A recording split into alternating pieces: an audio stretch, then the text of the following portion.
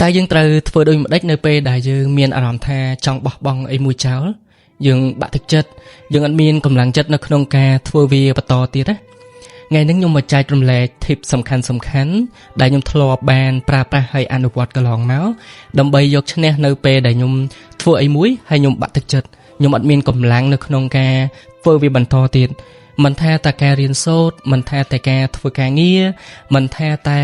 ការធ្វើអីមួយទេធម្មតាយើងម្នាក់គឺត្រូវការជំរុញទឹកចិត្តត្រូវការលើកទឹកចិត្តគ្រាន់តែថាមនុស្សម្នាក់ចូលចិត្តរបៀបនៃការជំរុញទឹកចិត្តរបៀបនៃការលើកទឹកចិត្តនឹងខុសៗគ្នាប៉ុន្តែមនុស្សទូទៅគឺដូចគ្នាទាំងអស់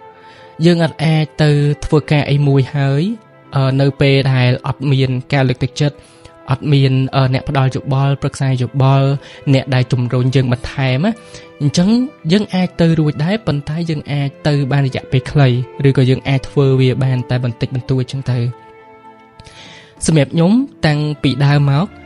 ខ្ញុំធ្វើអីមួយខ្ញុំមានការតាំងចិត្តក៏ប៉ុន្តែអាការតាំងចិត្តនឹងពេលខ្លះវាពុះកជ្រោលវាបានតែដបងទេវាអត់សូវបានរហូតទេអញ្ចឹងពេលខ្លះធ្វើឲ្យខ្ញុំងាយនៅក្នុងការបោះបង់ចោលណាបូកផ្សំជាមួយនឹងអត់សូវមានអ្នកលើកទឹកចិត្តអត់សូវមានអ្នកយល់ចិត្តអត់សូវមានអ្នកជំរុញអ្នកបើកផ្លូវអ្នកប្រឹក្សាយោបល់អីផ្សេងៗចឹងទៀតទៅធ្វើឲ្យខ្ញុំងាយនៅក្នុងការដែល give up មែនតើខ្ញុំឧទាហរណ៍មួយកាលខ្ញុំនៅរៀនខ្ញុំរៀននៅវិទ្យាល័យខ្ញុំពេលហ្នឹងចាប់ផ្ដើមរៀនថ្នាក់ piano តន្ត្រីខ្ញុំចូលចិត្តតន្ត្រីខ្លាំងមែនតើតាំងពីតូចមកខ្ញុំចូលចិត្តតន្ត្រីចូលចិត្តឧបករណ៍តន្ត្រីអីចឹងណាអញ្ចឹងនៅសាលាមួយគាត់ចាប់ផ្ដើមបង្រៀនសិស្សគាត់បរិយាអត់យកលុយទេបរៀនសិស្សលេង piano លេងហ្គីតាលេងអីចឹងទៅហើយខ្ញុំគឺចង់មែនតើចិត្តយើងពុះកជ្រោលមែនតើដោយសារវាគឺជាចំណង់ចិត្តរបស់យើងណាប៉ុន្តែការទៅរៀនហ្នឹងគឺបានតែមួយរយៈពេលខ្លីដំបូងទេហើយបន្ទាប់មកក្រោយទៀតខ្ញុំក៏បានបោះបង់ចោលលែងបន្តតាមពិតទៅដោយសារតែខ្ញុំខ្វះអ្នកដែលជំរុញទឹកចិត្តអ្នកដែលលើកទឹកចិត្តអ្នកដែលគាត់ណែនាំយើងបន្ថែមទៀតអញ្ចឹងណាអញ្ចឹងហើយបាទខ្ញុំគិតថាខ្ញុំពេលហ្នឹងខ្ញុំបោះបង់វាចោលខ្ញុំនៅតែស្រឡាញ់ខ្ញុំនៅតែចង់ចាប់ផ្ដើមប៉ុន្តែមកដល់ពេលឥឡូវហ្នឹងព្រោះដោយសារតែយើងមានកាតព្វកិច្ចតួនាទីច្រើនពេកអញ្ចឹងយើងអាចដកឃ្លាទៅធ្វើអីដែលយើងចង់ធ្វើកាលពីតូចនឹងបានដូចពីមុនទេបកត្រឡប់មកវិញខ្ញុំគិតថាបើសិនជាពេលហ្នឹងទី1គឺផ្ដើមចេញពីខ្លួនឯងបើសិនជាខ្លួនខ្ញុំប្រឹងប្រែងជាងនឹងតិចស៊ូជាងនឹងតិចហើយមានអ្នកលើកទឹកចិត្តខ្ញុំមានគ្រួសារបងប្អូនអីគាត់ support យើងឬក៏អីចឹងទៅខ្ញុំគិតថាខ្ញុំអាចនឹង go far ជាងនឹងខ្ញុំអាចនឹងពេលនេះខ្ញុំប្រហែលជាចេះលេង piano ចេះទុកទំនុកចម្រៀងអីចឹងណាប៉ុន្តែវាមិនអាចទេហើយខ្ញុំអត់បន្ទោសមនុស្សជុំវិញខ្លួនឯងទេព្រោះខ្ញុំដឹងថាវាគឺជាអ្វីមួយដែលខ្ញុំចង់ធ្វើវាខ្លួនឯងហើយវាគឺជាកាតព្វកិច្ចតួនាទីខ្លួនឯងណាទំនួលខុសត្រូវរបស់ខ្លួនឯងអញ្ចឹងនៅពេលដែលយើងធ្វើអីមួយអត់ជោគជ័យឬក៏យើងបោះបង់វាចោលយើងរៀនទទួលយកការពិតយើងអត់លើកយកហេតុផលដើម្បីទៅបន្ទោសមនុស្សជុំវិញខ្លួនយើងទេពិតណាស់បើទោះបីជាយើងគិតថាបើសិនជាគាត់លើកទឹកចិត្តយើងគាត់ឲ្យកម្លាំងចិត្តយើងគាត់ជំរុញយកបន្ថែមប្រហែលជា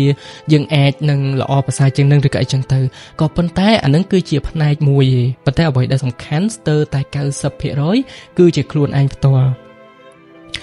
នៅពេលដែលខ្ញុំធំដឹងក្តីនៅពេលដែលខ្ញុំចេញប្រឡូកនៅក្នុងសង្គមខ្ញុំចូលធ្វើការអញ្ចឹងខ្ញុំបានដឹងថាតាមពិតទៅនៅពេលដែលយើងធ្វើអីមួយគឺងាយនៅក្នុងការបោះបង់មែនទែន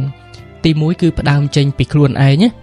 នៅពេលដែលយើងធ្វើអីមួយអត់សូវទទួលបានលទ្ធផលឬក៏លទ្ធផលនឹងវាជោគជ័យហាក់បីដូចជាយឺតពេកផ្លូវវានៅឆ្ងាយពេកអញ្ចឹងទៅធ្វើឲ្យយើងងាយនៅក្នុងការបោះបង់ហើយក៏ជាកត្តាមួយដែលបូកផ្សំជាមួយនឹងយើងត្រូវមានកាតព្វកិច្ចតួនាទីច្រើនអញ្ចឹងយើងចង់មិនចង់គឺយើងត្រូវតែធ្វើអីមួយទៀតដើម្បីចិញ្ចឹមជីវិតខ្លួនឯងសិនហើយដើម្បីបំពេញតួនាទីខ្លួនឯងឲ្យបានល្អសិនហើយខ្ញុំឧទាហរណ៍មួយទៀតកាលពីខ្ញុំនៅរៀនមហាវិទ្យាល័យសាកលវិទ្យាល័យនឹងឯងពេលហ្នឹងខ្ញុំដឹងថាជីវិតរបស់ខ្ញុំគឺលំបាកខ្លាំងមែនតើតាំងពីខ្ញុំមករៀនដំបូងពីព្រោះអីយើងត្រូវធ្វើការពេញម៉ោងដើម្បី support ខ្លួនឯងហើយខ្ញុំត្រូវរៀន ហើយរៀនហ្នឹងគឺខ្ញុំរៀននៅសាលាជាមួយនឹងគ្រូបរទេសជាមួយអីចឹងទៅចឹងគាត់រៀនតឹងតែងប៉ុន្តែការតឹងតែងទាំងអស់ហ្នឹងវាបានធ្វើឲ្យខ្ញុំតស៊ូពេលហ្នឹងខ្ញុំពិតជាបាក់ទឹកចិត្តមែនទែនខ្ញុំពិតជាចង់ give up មែនទែនខ្ញុំមានពេលជាច្រើនដងដែលខ្ញុំស្ទើរតែរកអត់អស់ខ្ញុំចង់ប្រឈប់ខ្ញុំចង់ស្ទើរតែចង់ឈប់រៀននៅពាក់កណ្ដាលទេប៉ុន្តែនៅមានពេលមួយនោះខ្ញុំអង្គុយគិតហ្មងចេញពីធ្វើការវិញខ្ញុំអង្គុយនៅលើគ្រែគេងរបស់ខ្ញុំនឹងខ្ញុំចាប់ផ្ដើមគិតថាតើខ្ញុំត្រូវធ្វើម៉េចដើម្បីខ្ញុំអាចយកឈ្នះចិត្តខ្លួនឯងបាននៅពេលដែលយើងចង់បោះបង់វាចោលទីមួយហ្នឹងគឺខ្ញុំចាប់ផ្ដើមគិតអំពីអនាគតខ្លួនឯងអំពីក្តីសម័យខ្លួនឯងហើយទី2គឺខ្ញុំចាប់ផ្ដើមរកថាតើខ្ញុំត្រូវដើរបែបម៉េចដើម្បីខ្ញុំអាចទៅថ្ងៃខាងមុខទៅខ្ញុំអាចមកធ្វើអ្វីដែលខ្លួនឯងស្រឡាញ់នឹងវិញបានណាអញ្ចឹងឥឡូវហ្នឹងខ្ញុំកំពុងតែនៅគល់ស្ពានទេកំពុងតែនៅលើត្រើយមួយខាងទៀតដើម្បីដើរឆ្លងទៅត្រើយមួយខាងទៀតអញ្ចឹងបើសិនជាខ្ញុំអត់បៀលអាស្ពានខ្លួនឯងនឹងឲ្យ strong ទេឲ្យខ្លាំងទេឲ្យរឹងមាំទេទោះបីជាខ្ញុំដើរទៅដល់ពាក់កណ្ដាលផ្លូវក៏ដោយក៏វាគង់តែអស់ផ្លូវដែរក៏វាគង់តែបាក់ដែរវាផុយស្រួយមែនតើអញ្ចឹងហើយបើខ្ញុំគិតថាទី1គឺខ្ញុំត្រូវតែសម្រេចគោលដៅរបស់ខ្ញុំរៀនឲ្យចប់សិនទោះបីជាពិបាកយ៉ាងណាក៏ដោយតស៊ូប្រឹងប្រែងទោះបីជា1ឆ្នាំទៀត2ឆ្នាំទៀតទៅចប់ក៏ដោយត្រូវតែប្រឹងលើចំណុចមួយនឹងឲ្យជោគជ័យសិនអញ្ចឹងខ្ញុំក៏ពុះពៀទាំងយប់ទាំងថ្ងៃប្រឹងប្រែងធ្វើការផងចេញពីធ្វើការរៀន presentation ធ្វើ assignment ធ្វើអីច្រើនទៀតស្មុគស្មាញច្រើនមានរឿងរ៉ាវផ្សេងៗនៅក្នុងជីវិតអីផ្សេងទៀតចឹងទៅអញ្ចឹងខ្ញុំក៏រៀប plan ខ្លួនឯងថាដំបូងគឺអត់ចាំបាច់គិតអីច្រើនទេដើម្បីកុំឲ្យយើងបាក់ទឹកចិត្តហើយយើងត្រូវមើលដែរថាតើអ្វីដែលយើងចង់ធ្វើហ្នឹងតើយើងមានឱកាសធ្វើវាឲ្យនៅឬក៏វាដល់ពេលដែលយើងអាចធ្វើវាបាននៅអញ្ចឹងខ្ញុំរៀប plan ខ្លួនឯងហ្នឹងរៀនចប់ហើយនៅពេលដែលខ្ញុំរៀនចប់ខ្ញុំចាប់ផ្ដើមធ្វើការពេញលេញហើយអញ្ចឹងនៅពេលដែលធ្វើការពេញលេញខ្ញុំចាប់ផ្ដើមមានអារម្មណ៍ថារៀងនឿយណាយើងឆាប់នឿយណាយើងឆាប់ធុញឆាប់អីអញ្ចឹងខ្ញុំក៏ចាប់ផ្ដើមធ្វើតាមអ្វីដែលខ្លួនឯងធ្លាប់ធ្វើកន្លងមកហ្នឹងខ្ញុំអង្គុយនៅក្នុងបន្ទប់ជួលរបស់ខ្ញុំហ្នឹងហើយខ្ញុំចាប់ផ្ដើមគិតឡើងវិញថាឥឡូវខ្ញុំបានសម្រេចគោលដៅទី1ហើយឥឡូវគោលដៅទី2គឺខ្ញុំត្រូវតែប្រឹងធ្វើការព្រោះមានតែការធ្វើការទី1វាជួយកត្តាចិត្តយោងកត្តាជីវភាពរបស់យើងវាជួយដោះស្រាយបញ្ហាជាច្រើនដែលយើងកំពុងតែប្រឈមមុខជាមួយនឹងវាអញ្ចឹងខ្ញុំត្រូវតែប្រឹងធ្វើការឲ្យខ្ញុំមានកន្លែងការងារណាមួយដែលវារឹងមាំសម្រាប់ខ្ញុំសិនដែលខ្ញុំអាចពឹងពាក់លើវាទាំងស្រុងបានណាបើដល់ខែបង់បន្ទប់ជួលបង់ថ្លៃទឹកភ្លើងបង់ការចាយវាយចំណាយអីផ្សេងនៅពេលខ្ញុំចាំបាច់គឺខ្ញុំអត់បារម្ភរឿងទាំងអស់ហ្នឹងទេព្រោះខ្ញុំមានការងារមួយដែលអាច support រឿងទាំងអស់ហ្នឹងបានទេអញ្ចឹងចាំខ្ញុំទៅធ្វើអ្វីដែលខ្លួនឯងស្រឡាញ់ដែលខ្លួនឯងចូលចិត្តទៀតរហូតដល់ខ្ញុំបានព្យាយាមរយៈពេល2ឆ្នាំគឺខ្ញុំប្រឹងធ្វើការហ្មងពេលហ្នឹងខ្ញុំអត់ទាន់គិតអីច្រើនទេបានន័យថាខ្ញុំមានគម្រោងធ្វើអីច្រើនទៀតប៉ុន្តែខ្ញុំអត់ទាន់គិតវាជាសាច់ការជាផ្លូវការថាខ្ញុំត្រូវតែធ្វើវាព្រោះខ្ញុំចង់ផ្ដោតលើការងាររបស់ខ្ញុំឲ្យ stable មួយសិនអញ្ចឹងណាអញ្ចឹងហើយខ្ញុំក៏បានសម្រេចគោលដៅខ្លួនឯងមួយទៀតគឺការធ្វើការមានកន្លែងការងារល្អមួយការធ្វើការហ្នឹងវា stable ហ្នឹងគឺចង់បានន័យថាអញ្ចឹងទាំងអស់គ្នាយើងធ្វើការនៅក្នុងកន្លែងហ្នឹងបានន័យថាស្ថានភាពនៅក្នុងកន្លែងហ្នឹងវាអាចឲ្យយើងធ្វើការនៅនឹងបានយូរឬក៏ផ្ដល់ប្រាក់កម្រៃឲ្យយើងហ្នឹងបានគួរសមដែលយើងអាចយកមកត្រួតត្រងជីវភាពខ្លួនឯងដោះស្រាយបញ្ហាជីវិតរស់នៅប្រចាំថ្ងៃខ្លួនឯងហើយជាការងារដែលវាមិនសូវរងហានិភ័យយើងងាយនឹងត្រូវបានគេបញ្ឈប់ឬក៏ក្រុមហ៊ុនហ្នឹងងាយនឹងត្រូវបានគេបញ្ឈប់អីចឹងទៅដូចជាការងារនៅខាងធនាគារដូចជាវិស័យអប់រំការងារនៅកន្លែងផ្សេងទៀតដែលវាមិនងាយនៅក្នុងការរងការប៉ះពាល់ពីកត្តាសេដ្ឋកិច្ចឬក៏អីអញ្ចឹងណាហ្នឹងគឺអត្ថន័យរបស់ខ្ញុំចង់បានន័យថាកន្លែងការងារបែបហ្នឹងគឺវារៀង stable ប៉ុន្តែក៏វាបានប្រាក់កម្រៃមិនសូវ compete ជាមួយនឹងខាងការងារដែលរងហានិភ័យខ្ពស់ដែរអញ្ចឹងណាវាអាស្រ័យទៅលើក្រុមហ៊ុនដែលអ្នកទាំងអស់គ្នាធ្វើការរហូតមកដល់ឥឡូវហ្នឹងបាទគឺទោះបីជាខ្ញុំមានការងារគ្រាន់បើមួយហើយក៏ដោយខ្ញុំមានពេលគ្រប់គ្រាន់នៅក្នុងការខ្ញុំចង់ទៅធ្វើអីដែលខ្ញុំចង់ធ្វើទី1ខ្ញុំបានបន្តការរៀនភាសារបស់ខ្ញុំរាល់ថ្ងៃខ្ញុំនៅតែបន្តការរៀនភាសាដើម្បីអភិវឌ្ឍជំនាញខ្លួនឯងដើម្បី ពង្រឹងទៅលើភាសារបស់យើងពីព្រោះមិនថាអ្នកទាំងអស់គ្នាប្រឡូកនៅក្នុងវិស័យការងារប្រឡូកនៅក្នុងវិស័យរកស៊ីធ្វើការ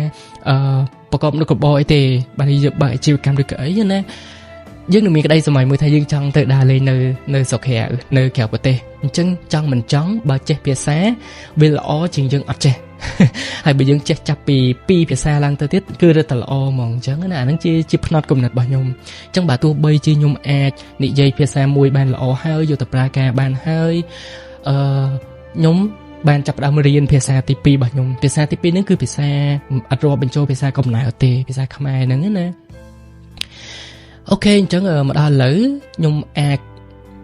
និយាយថាខ្ញុំអាចសម្រេចគោលដៅខ្លួនឯងបាន3ហើយខ្ញុំបកត្រឡប់ទៅក្រោយវិញកាលដែលខ្ញុំនៅធ្វើការផងរៀនផងក៏ឆ្នាំទី1ឆ្នាំទី2ខ្ញុំគិតថាបើពេលហ្នឹងខ្ញុំសម្រេចថាខ្ញុំបោះបង់ការសិក្សាចោលហើយខ្ញុំបដោតទៅលើការធ្វើការទេទី1ខ្ញុំអត់មានចំណេះដឹងគ្រប់គ្រាន់សម្រាប់ខ្ញុំយកមកធ្វើអីដែលខ្ញុំចង់ធ្វើដូចសពថ្ងៃហ្នឹងទេព្រោះធម្មតាយើងរៀនអត់ចប់ចំណេះដឹងរបស់យើងវាតិចតួចយើងអាចធ្វើការបានតែនៅកន្លែងណាដែលជាសមត្ថភាពរបស់យើងអាចធ្វើបានណាអញ្ចឹងធម្មតាពេលដែលយើងធ្វើការនៅក្នុងកន្លែងមួយដែលគេអត់សូវទាមទារចំណេះដឹងខ្ពស់យើងធ្វើការច្រើនម៉ោងយើងធ្វើការហត់ច្រើនព្រោះយើងអត់សូវបានសម្រាកគ្រប់គ្រាន់ទេព្រោះការងារហ្នឹងវាតម្រូវឲ្យយើងបញ្ចេញកម្លាំងពលកម្មច្រើនបញ្ចេញសកម្មភាពច្រើនឬក៏អីច្រើនអញ្ចឹងទៅធ្វើការច្រើនថ្ងៃអីចឹងទៅតែខ្ញុំនៅត្រូវតែបន្តការធ្វើការហ្នឹងខ្ញុំអត់មានពេលបែងចែកឬក៏អត់មានពេលទៅគិតអីដែលខ្ញុំចង់ធ្វើឬក៏អ្វីដែលខ្ញុំចង់រៀនបានទៀតទេខ្ញុំអត់មានពេលធ្វើវាទេបើទោះបីជាមានក៏ខ្ញុំរៀងផាត់ផើយដែរអញ្ចឹងបកត្រឡប់មកវិញការសម្រេចចិត្តទី1របស់ខ្ញុំថ្ងៃហ្នឹងខ្ញុំគិតថាគឺជាស្ពានមួយដែលឲ្យខ្ញុំដើរឆ្លងបញ្ហាលំបាកមួយហ្នឹងអញ្ចឹងណាមកដល់ពេលនេះខ្ញុំអាចក្រៅតែពីការធ្វើការហ្នឹងខ្ញុំអាចបំពេញអីផ្សេងទៀតច្រើនយ៉ាង1 2 3អីចឹងទៅតាមចិត្តដែលខ្ញុំចង់ធ្វើអ្វីដែលខ្ញុំចង់បំពេញដូចជាឥឡូវហ្នឹងចឹងខ្ញុំមានពេលថតវីដេអូមានពេលធ្វើ podcast របស់ខ្ញុំ share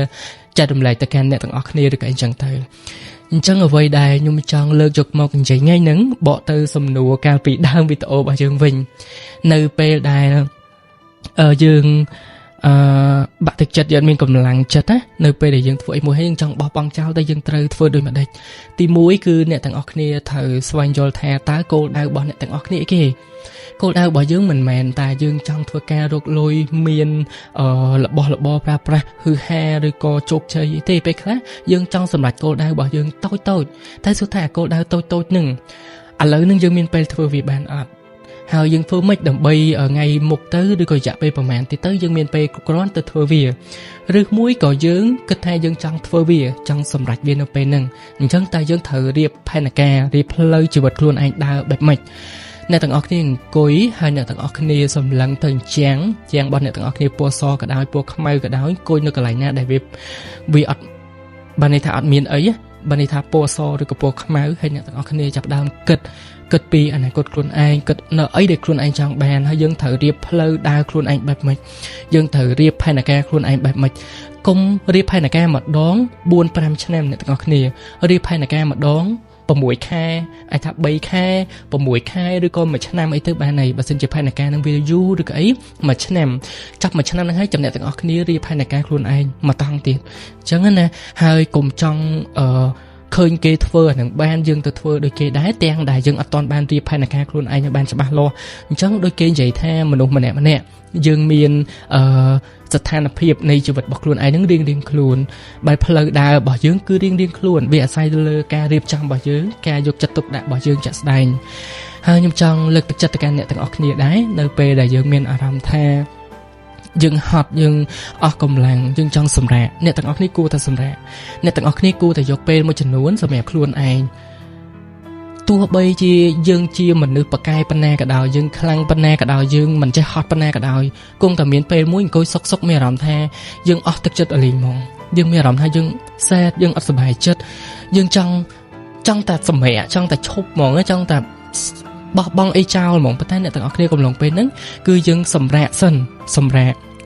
កុំគិតថាយើងចង់បោះបង់អីមួយចោលដើម្បីយើងនៅបន្តដើរទាំងដែលយើងអស់កម្លាំងលេងទាំងដែលយើងអត់មានថាមពលនៅក្នុងការបន្តទៅមុខសម្រាប់សិនហើយមិនបាច់តន់គិតអីទាំងអស់សម្រាប់ឲ្យបានគ្រប់គ្រាន់គេញឲ្យបានគ្រប់គ្រាន់ញ៉ាំរបស់ឆ្ងាញ់បើយើងមានសមត្ថភាពទៅកន្លែងដែលយើងចង់ទៅដើរលេងសម្រាប់ 2-3 ថ្ងៃឬក៏ 4-5 ថ្ងៃអីចឹងទៅតាមលទ្ធភាពរបស់យើងពេលដែលមកវិញយើងមានធម៌ពលយើងមានកម្លាំងខួរក្បាលរបស់យើងចាប់ផ្ដើមស្រឡះចិត្តរបស់យើងនឹងវាចាប់ផ្ដើមរៀងធូរស្បើយជាងមុនការគិតហ្នឹងក៏វាកាន់តែល្អប្រសើរជាងមុនយើងចាប់ផ្ដើម back to the place របស់យើងវិញមកកាន់ទីកន្លែងរបស់យើងវិញហើយចាប់ផ្ដើមមើលផែនការរបស់យើងចាប់ផ្ដើមរៀបផែនការរបស់យើងដើរតាមផែនការរបស់យើងបន្តទៀតអ្នកទាំងអស់គ្នាគួរតែចេះមានក្តីសម័យខ្លួនឯងអញ្ចឹងដូចខ្ញុំបញ្ជាក់ម្ដងទៀតក្តីសម័យមិនចាំតលតែយើងមានក្តីសម័យធំដុំចេញរកស៊ីឬក៏ទិញរបស់ល្អរបស់ថ្លៃឬក៏ទៅកន្លែងទៅស្រុកដែលទំនើបល្បីកន្លែងចាយវាយហឺហាអីទេក្តីសម័យតូចដែលយើងមានយើងគួរតែរៀនទម្លាប់នៅក្នុងការយកមកគិតវាហើយរៀបផ្លូវដើរដើម្បីយើងអាចទៅធ្វើវាបាននៅថ្ងៃណាមួយហើយអានេះគ្រាន់តែជាគំនិតរបស់ខ្ញុំជាការចែករំលែករបស់ខ្ញុំទៅកាន់បងប្អូនទាំងអស់គ្នាទេហើយខ្ញុំជឿថាបងប្អូនទាំងអស់គ្នាប្រហែលជាពេលខ្លះយើងអត់ដឹងថាយើងត្រូវដើររៀបផ្លូវខ្លួនឯងបែបម៉េចយើងត្រូវបន្តដើរបែបម៉េចទី1ទាំងអស់ដែលត្រូវធ្វើហ្នឹងគឺគិតពីជីវភាពរបស់ខ្លួនឯងសិនថាតើបើសិនជាយើងឈប់ធ្វើការយើងមានអីគេយកមកទ្រទ្រង់ជីវភាពរបស់យើងយកមកផ្គត់ផ្គង់ការចាយវាប្រចាំថ្ងៃរបស់យើងត្រូវមានstable income មួយសិនមិនថាពីការងារមិនថាពីអ្នកទាំងអស់គ្នារកអីធ្វើអីទេលក់អនឡាញធ្វើអីក៏ដោយត្រូវតែដឹងថាការងារឬក៏មុខរបរមួយហ្នឹងវាអាច support អ្នកទាំងអស់គ្នាសិនហើយចំណែកទាំងអស់គ្នាទៅបន្តធ្វើសកម្មភាពគម្រោងផែនការបន្ទាប់អាហ្នឹងគឺជាចំណុចចម្បងហើយវាគឺជាមូលដ្ឋានគ្រឹះសម្រាប់ឲ្យអ្នកទាំងអស់គ្នាយកទៅគិតអញ្ចឹងណា